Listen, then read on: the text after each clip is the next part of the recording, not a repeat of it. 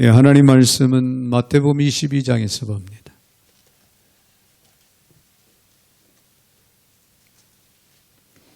마태복음 22장 34절부터 40절까지 제가 받들어 봉독에 올리겠습니다. 예수께서 사두개인들로 대답할 수 없게 하셨다 함을 바리새인들이 듣고 모였는데 그 중에 한 율법사가 예수를 시험하여 묻되 선생님 율법 중에서 어느 계명이 크니까? 예수께서 이르시되 내 마음을 다하고 목숨을 다하고 뜻을 다하여 주 너의 하나님을 사랑하라 하셨으니 이것이 크고 첫째 되는 계명이요 둘째도 그와 같으니 내 이웃을 내 자신같이 사랑하라 하셨으니 이 두 계명이 온 율법과 선지자의 강령이니라. 아멘. 40절까지 받들어 봉독에 올렸습니다. 살아계신 하나님 참으로 감사를 드립니다. 오늘도 어김없이 이들을 사랑 가운데 불러주시고 하나님 앞에 예배하며 말씀 앞에 또한 설 수 있도록 은혜 주신 참으로 감사를 드립니다. 이 시간도 성령으로 말씀으로 임재하시고 주관하시되 하나님의 주시는 귀한 말씀을 언교우들이 은혜 가운데 받기에 부족함이 없게 하시고 저희들 말씀 가운데 굳게 서서 말씀을 쫓아 날마다 거룩한 삼승리의 삶을 살아갈 수 있는 복이 넘쳐나게 하여 주옵소서. 오늘도 부족한 종의 입술을 주관하시고 사용하시되 우리 하나님 홀로 영광을 받아 주시옵소서. 예수님의 이름으로 기도하옵나이다. 아멘. 아멘. 할렐루야. 우리 한번 옆에 분들하고 인사하겠습니다. 인사할 때 하나님은 사랑이십니다. 네, 하나님은 사랑이십니다. 알파와 오메가 되시는 하나님은 영원 전부터 우리를 사랑하시고 또 영원까지 우리를 사랑하시는 하나님인 것을 여러분이 믿으시기를 바랍니다. 할렐루야. 자, 오늘 본문의 말씀을 통해서 관계지수를 높여라. 관계지수를 높이자. 그런 말씀으로 우리가 생각을 할 텐데요. 이 사람은요, 관계를 떠나서는 살 수가 없다는 거예요. 그래서 상형 문자인 사람인자는 사람과 사람 사이는 서로 관계를 맺고 살아가야 된다라고 하는 그런 존재임을 우리에게 보여주고 있습니다. 이 가족이나 이웃 심지어는 하나님과의 관계를 떠나서는 우리가 정상적인 삶을 살아갈 수 없다고 하는 사실입니다. 자, 그런데 이 정부와 사회에 우리가 들어서면서 가족 간에조차도 대화가 줄고 또 친밀감이 감소되었다고 그렇게들 이야기합니다. 뿐만 아니라 혼밥, 혼족, 나홀로족, 또 독신주의, 저런 지방에 가니까 독신 아파트가 있더라고요. 이런 용어들이 등장을 하고 있는 그런 상황들을 우리가 보게 되는데요. 또한 요즘 1년 반이 넘도록 코로나19로 인해서 오랫동안 사회적 거리두기 방역으로 인해 만날 사람들을 우리가 정상적으로 만나지 못한 그 결과로 관계성이 무너져가는 그런 상황들이 알게 모르게 일어나고 있다고 하는 사실을 생각할 때 정말 우리가 안타까운 생각을 안타깝게 여기지 않을 수가 없습니다. 여러분, 할아버지의 눈물이라는 썰렁한 유머가 있어 소개를 해봅니다. 할아버지의 눈물. 자, 평생을 독신으로 사신 할아버지가 동네 이제 꼬마가 옛날 얘기를 해달라고 저러자 자기를 빗대서 이야기를 해주기 시작을 했습니다. 한 남자가 한 여자를 무척 사랑했단다. 그 남자는 여자에게 결혼하자고 말했지. 그러자 여자는 말하기를 2마리의 말은 필요 없고 5마리 소를 가져오면 내가 결혼하겠다. 그렇게 말을 했단다. 남자는 그 뜻을 몰라서 결혼하지 못하고 내 홀로 50년을 보냈단다라고 하는 그런 이야기입니다. 자, 그 이야기를 듣던 이 꼬마가 대뜸 말하기를 할아버지 두 마리 말은 필요 없고 다섯 마리 소라면은 두 말 말고 오소 아니에요? 네, 결혼하자는 말이잖아요. 그 말을 들은 할아버지는 그만 눈물을 훔쳐냈다고 하는 그런 이야기입니다. 자, 이런 말도 안 되는 이야기가 유머가 되는 이유가 무엇일까요? 그것은 표현하지 않는 사람의 어리석음 때문입니다. 자, 표현을 하면은 간단했고 표현을 했으면은 그도 할아버지도 행복하게 결혼해서 삶을 살았을 텐데 표현을 못했다는 거죠. 관계란요, 마음에 품은 바를 표현하고 교제하고 행동하는 모든 것을 다 포함합니다. 즉 관계가 핵심이다 그런 얘기예요. 관계. 그래서 장사를 잘하는 사람은 물건을 팔지 않고 관계를 판다는 그런 옛말도 있습니다. 네, 그들은 관계에 생명을 걸죠. 오늘 본문의 말씀을 보면요, 한 율법사가 예수님을 시험하고 율법 중에 어느 계명이 크니까 그렇게 질문을 합니다. 이때 예수님께서 두 가지로 요약해서 말씀을 이제 37절 39절에서 말씀을 하고 있죠. 마음과 목숨과 뜻을 다해 하나님을 사랑하는 것과 내 이웃을 내 몸과 같이 사랑하는 것이다. 이 계명이 중요하고 가장 큰 계명이다라고 그렇게 답변을 해 줍니다. 여러분, 성경을요, 한 절로 말하면 하나님을 사랑하고 내 이웃을 내 몸과 같이 사랑하라고 하는 새로운 계명이죠. 새 계명. 그렇게 말을 할 수가 있습니다. 그리고 한 단어로 말한다고 말을 한다면은 사랑이라는 단어로 성경 전체를 이야기할 수가 있습니다. 그래서 기독교의 근본 사상은 사랑입니다. 사랑. 할렐루야. 그러므로 건강한 삶, 축복된 삶, 은혜의 삶이라고 하는 것은 사랑의 관계 속에서 이루어진다는 사실을 우리는 분명히 기억을 해야 됩니다. 이를 위해서 우리가 필요한 부분이 있다. 관계 질서를 높이고 관계 회복을 이루어야 된다는 거예요. 자, 그러면은 관계 질서를 높이기 위해서 우리가 먼저 생각해 봐야 될 것은요, 하나님과 바른 관계를 가져야 된다는 거예요. 하나님과 바른 관계를 가져라. 자, 하나님과의 바른 관계는 예수 그리스도를 만남으로 이루어집니다. 하나님은 우리와 화목하기 위해서 그의 아들을 화목제물로 정하셨죠. 하나님은 예수 그리스도를 통하여 우리의 죄를 대속해 주셨습니다. 그러므로 우리가 하나님과 화목되는 것은 예수 그리스도를 통해서, 예수 그리스도의 십자가의 희생을 통해서 가능했고 가능하다는 사실이에요. 그래서 예수님 십자가상에서 내 물 한 방울 피 한 방울 아껴 다 쏟기까지 희생의 제물이 되셨습니다. 십자가에서 돌아가실 때 우로부터 밑에까지 휘장이 갈라졌다. 그래서 하나님과 우리 인간은 화목할 수 있는 그런 아름다운 은혜와 축복의 문이 열린 겁니다. 그래서 예수를 통해 회개와 용서가 우리에게 임할 때 우리는 하나님과 화목할 수 있다. 바른 관계를 가질 수 있다. 그런 얘기예요. 그래서 하나님과의 바른 관계 회복은요, 모든 관계보다도 선행되어야 된다는 거예요. 여러분, 대인 관계가 원만하다고 해도 하나님과의 바른 관계가 이루어지지 않는다면은 그것은 참다운 관계가 아니라는 거죠.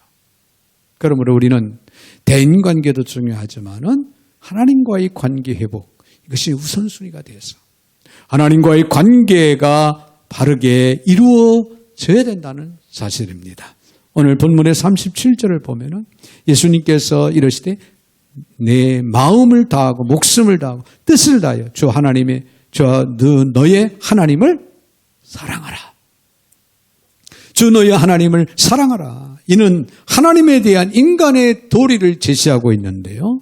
즉 겉으로 드러나는 행위 이전에 우리들의 마음속에서 우러나오는 한없는 사랑의 감정을 가리켜서 이야기하고 있습니다.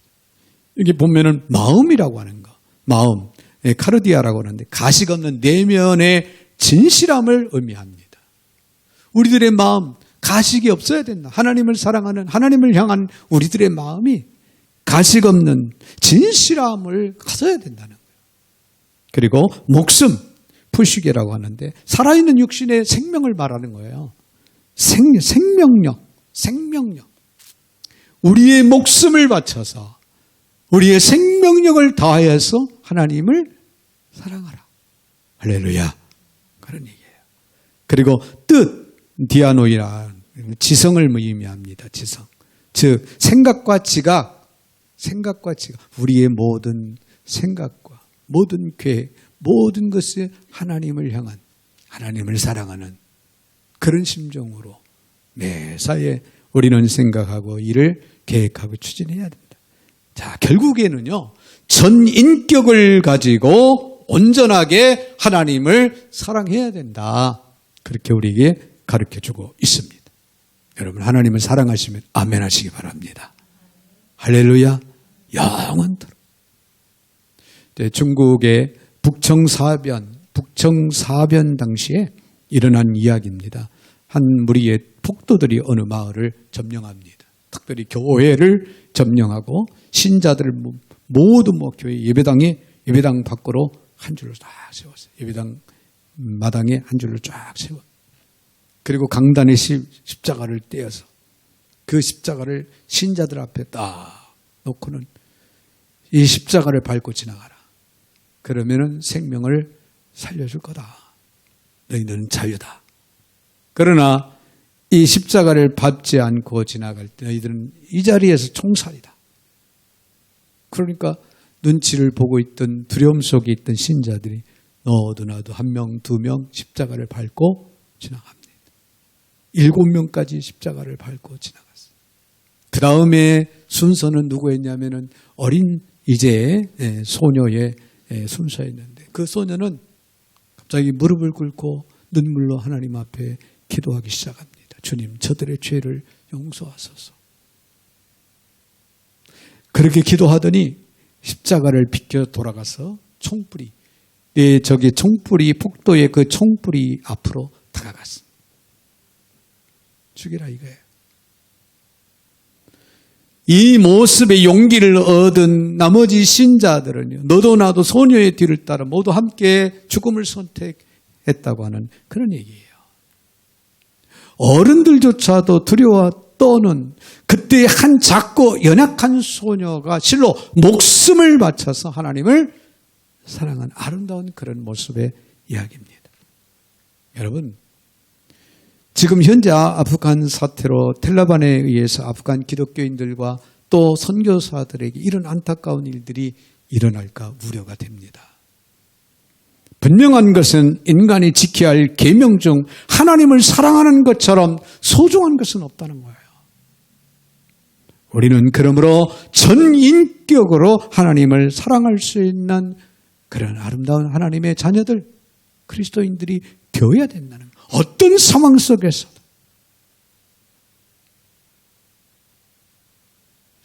여러분, 참된 사랑은요, 그 대상의 말씀을 쫓게 돼 있습니다. 다시 말하면은 하나님을 사랑하는 사람은 하나님의 말씀을 온전히 지키고 따르게 되어 있다. 그런 얘기예요.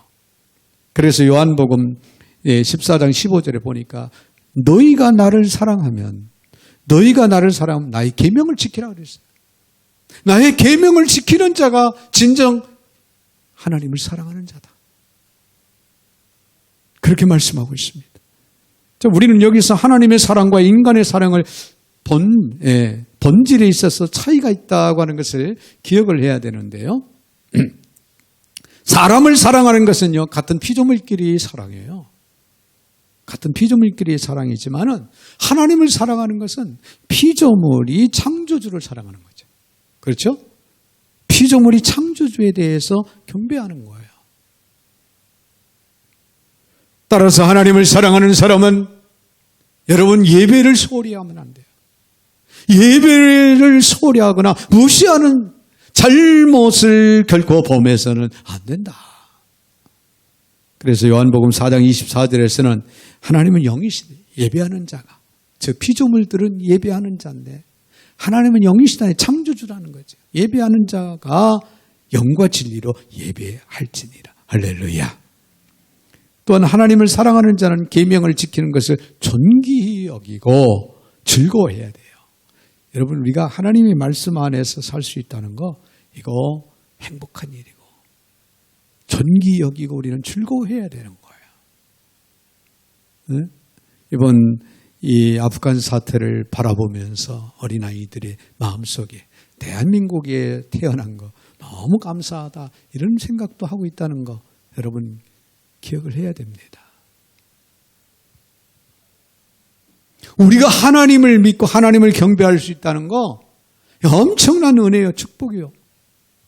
우리에게는 말할 수 없는 하나님의 사랑이라고 하는 사실을 우리는 잊지 말아야 됩니다.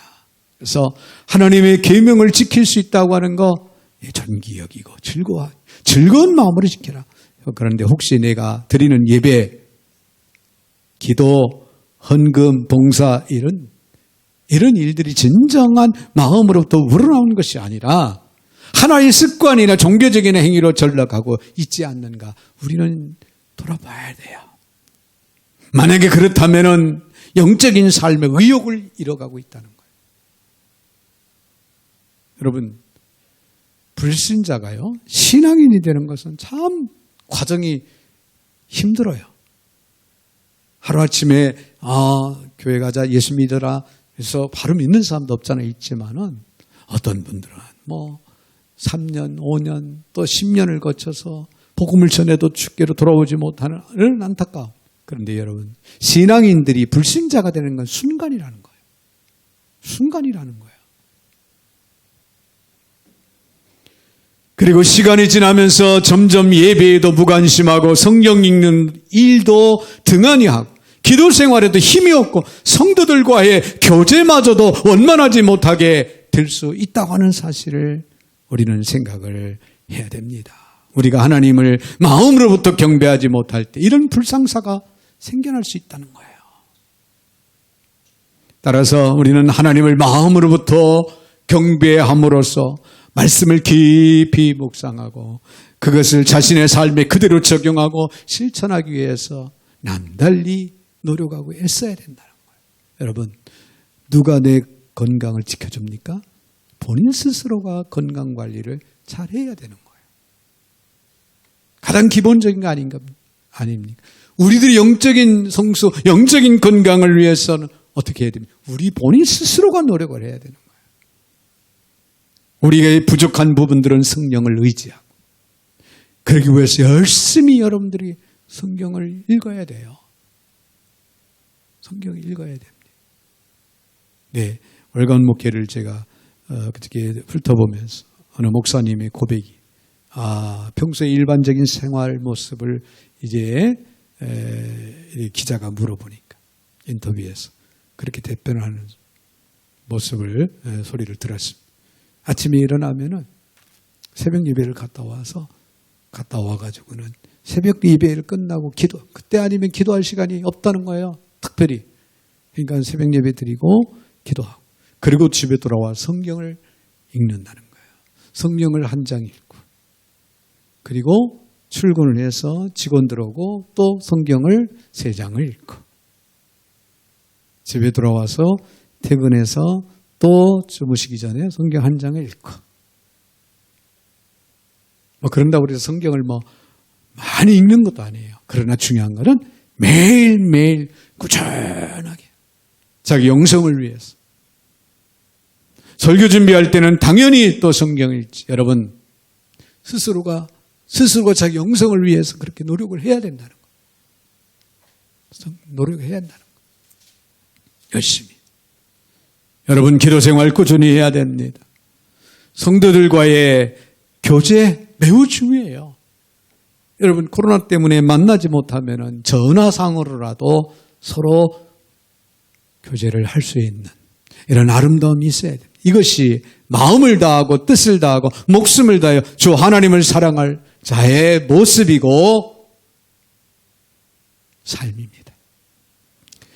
더 나아가서는요, 여러분, 이웃과 바른 관계를 가져야 된다는 거예요. 이웃과 바른 관계를 갖자. 오늘 본문 39절에 이런 말씀입니다. 둘째리와 그와 같은 내 이웃을 내 자신같이 사랑하라. 하셨으니 할렐루야. 이웃이란 플레시온이라는데 가까이 있는 다른 사람이나 친구를 가리켜서 이웃이다. 그렇게 어느 정도 그렇게 말하는데요. 본래 율법이 주어질 당시 구약시대에는 이스라엘 사람들과 그 땅에 거주하는 외국인만을 가리켜서 이웃이다. 그렇게 표현을 했어요. 그리고 이웃 대상들을 그렇게 보았습니다. 그런데요. 신약에 와서 예수님께서는 그 범위를 넓혔습니다. 예수님께서는 원수를 비롯해서 자기에게 도움을 필요로 하는 사람은 다 이웃이라는 거죠. 그런 이웃을 도와주라, 사랑하라. 예수님은 그렇게 가르쳤습니다. 그래서 마태복음 5장 44절에 보니까 나는 너희에게 이르노니 너희 원수를 사랑하며 너희를 핍박하는 자를 위하여 기도하라. 원수까지도 이웃으로 범위 안에 넣으면서 그들을 위해서 기도하라. 그들을 사랑하라고 가르치고 있습니다. 뿐만 아니라 누가복음 10장 29절에서 제자들에게 강도 만난 자의 비유를 통해서 진정한 이웃이 누구인가를 이야기를 해줍니다. 강도 만난 자, 제사장이 지나가고 레위인이 지나가고 사마리아인이 지나갔다고 그랬죠. 근데 마지막 사마리아인이, 유대인들은 사마리아인들을 당시에 개취급을 했잖아요. 그럼에도 불구하고 사마리아인이 강도 만난 자를 가까이 가서 도와주지요. 그 세 사람 중에 누가 진정한 강도 만난 자의 이웃이냐? 사마리아 사람이다. 너희들도 그와 같이 하라. 지금 강도 만난 자에게 필요한 것은 뭐예요? 도움입니다. 도움을 필요로 하는 사람에게 도와줘야 된다. 그게 이웃이라는 거죠. 내 이웃을 내 몸과 같이 사랑하라. 하나님을 사랑하는 사랑과 자기 자신을 사랑하는 그 사랑으로 이웃을 어떻게 하라? 사랑하라고 가르치고 있습니다. 하나님을 사랑하는 그 사랑, 자기 자신을 사랑하는 그 사랑을 가지고 이웃을 사랑하라는 거예요. 톨스토이는요, 우리가 이웃을 사랑할 때 그 시간부터 우리 생활에 본원이 되시는 성령께서 우리 안에서 구체적으로 역사하실 것이다라고 하는 그러한 아주 훌륭한 말을 했다고 합니다. 그러므로 성령님의 도우심을 우리도 믿어야 돼요. 우리가 이웃을 향한 마음을 가질 때 성령님이 우리 마음 가운데 와 계신 성령님이 우리를 도우시기 시작합니다. 역사하시기 시작한다는 거예요. 이웃을 사랑할 수 있는 힘과 능력을 주신다. 이 사실을 여러분 믿으시길 바랍니다. 우리는 가끔씩 자신의 삶을 점검해 봐야 됩니다. 우리가 살아있는 동안 사랑하는 사람을 얼마나 행복하게 해줄 수 있느냐. 또한 잘해줄 수 있는지 생각을 해봐야 돼요. 자, 앞으로 제 인생이 20년을 살아갈지 아니면은 30년을 살아갈지는 모르겠지만 지금까지 살아온 날보다 살아갈 날이 그렇게 많지 않다는 거예요. 답은 그거죠. 그렇다면 더없이 우리가 긴장된 마음으로 정말 내가 많은 사람들에게 사랑을 베풀 수 있을까? 얼마나 많은 사람들에게 사랑을 베풀면서 남은 기간 살아갈 수 있을까? 생각을 하지 않을 수 없고 해야 되는 거예요. 여러분, 어떤 이들은 형제와 이웃을 사랑하지 않으면서도 경건한 것처럼 자신을 꾸미는 그런 경우가, 그런 사람들이 없잖아요. 있어요. 그러나 여러분, 우리가 참으로 경건한 사람이 되려고 하면은 이웃사랑을 실천해야 된다는 거예요. 이것이 경건의 최고봉이에요. 여러분, 그리스도인으로서 경건한 삶을 살아가기를 원하십니까? 그렇다면 우리는 이웃사랑을 실천해야 된다는 거예요. 방언을 하고 기도하는 시간을 많이 가진다 해서 경건한 것이 아니라는 거예요. 야고보서 1장 27절에서 말하고 있습니다. 하나님 아버지 앞에서 정결하고 더러움이 없는 경건은 진정한 경건은요, 곧 고아와 과부를 그 환난 중에 돌보고 또 자기를 지켜 세속에 물들지 아니하는 것이다 그런 거예요. 세속에 물들지 않고 고아와 과부들, 이웃을 돌아보는 환난 중에 있는 그들을 도와주는 삶을 실천하는 그런 삶이 진정한 경건한 삶이다. 그런 얘기예요. 성경이 말하고 있는 거예요. 가난하고 병들고 헐벗고 굶주린 자들, 인권을 유린당하고 소외된 수많은 사람들을 외면한 채 종교적인 열광주의에 빠지는 것은 경건도 아무것도 아니다. 그렇게 단정 지을 수밖에 없습니다. 우리는 심각하게 생각을 해야 돼요. 교회 열심히 나오고 기도 생활 열심히 하고 나름대로 성경 가까이 하고 그런다고 했으니까 경건한 삶을 살아가는 경건주의가 아니라는 거죠. 진정 이웃과의 관계회복, 여러분 이웃을 내 몸같이 사랑하는 삶의 모습이 나에게 있는가를 돌아봐야 돼요.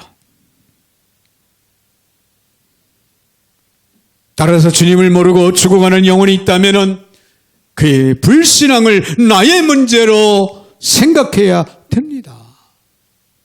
그래서 이를 위해 어떤 방법으로든 간에 복음을 전하고 우리는 그 영혼, 불신 영혼들을 위해서 기도하는 삶을 살아가야 돼요.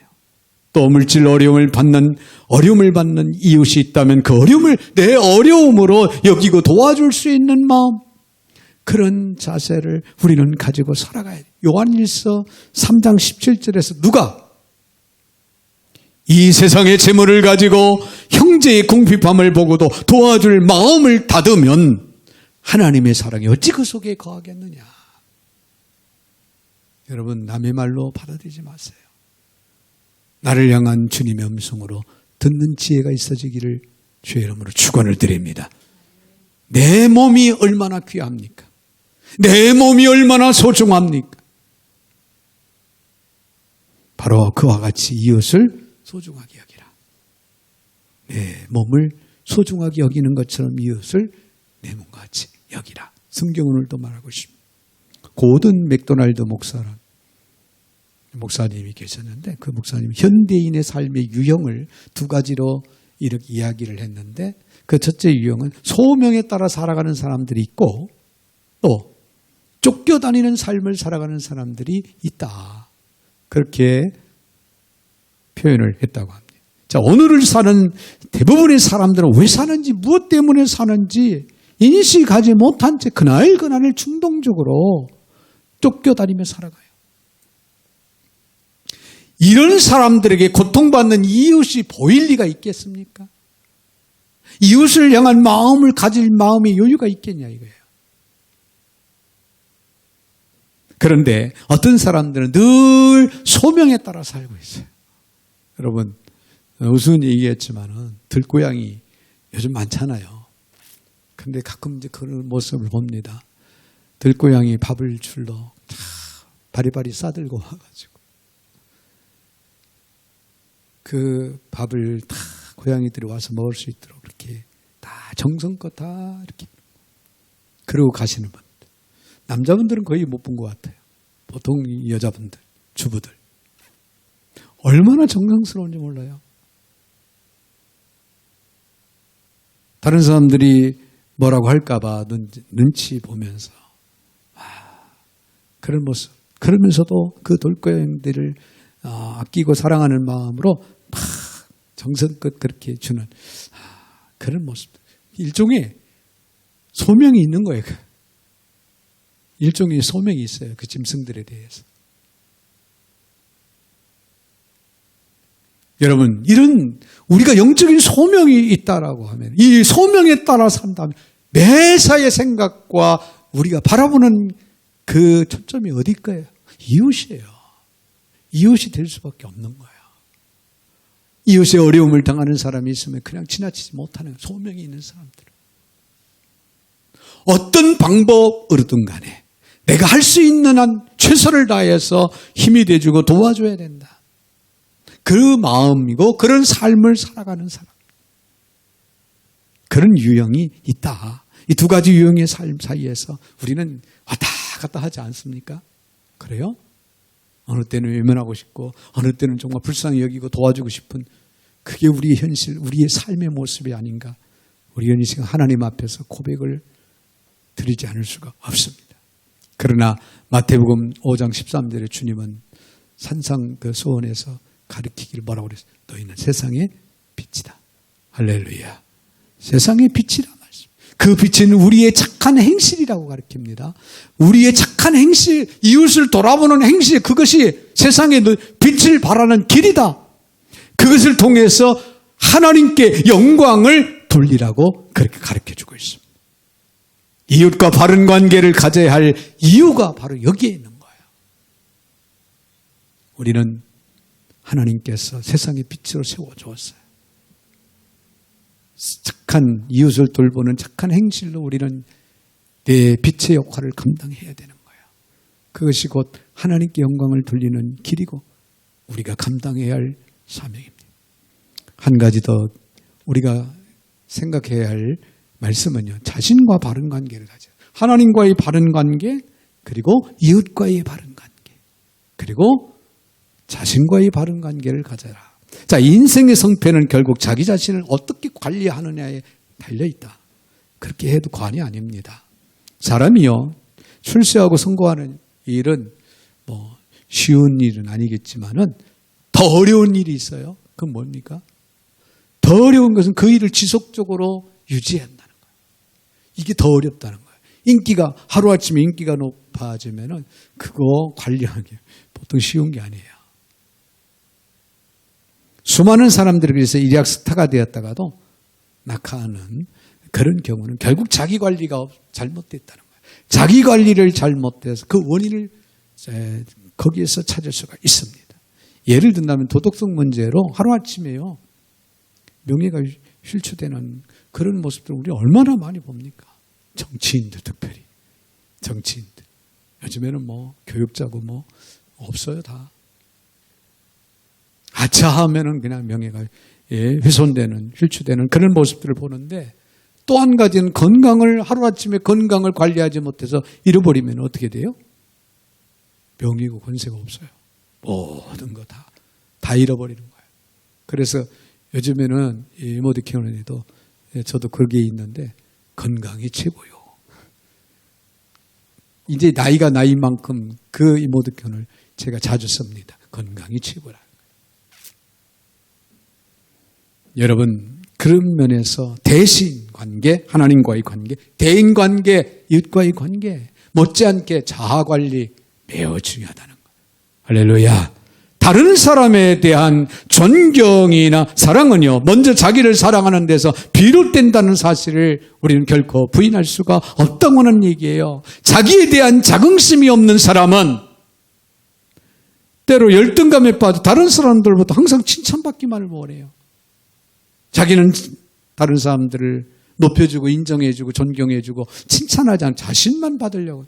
아니면 반대로 우월감에 빠져서 모든 일을 자기 중심으로 생각을 한, 자기 말이 옳은 거고 자기 주장이, 주관이 최고인 것처럼 그렇게 생각은, 다른 사람들의 감정이나 요구, 권리는 전혀 하찮게 여기고 또 관여 안 합니다.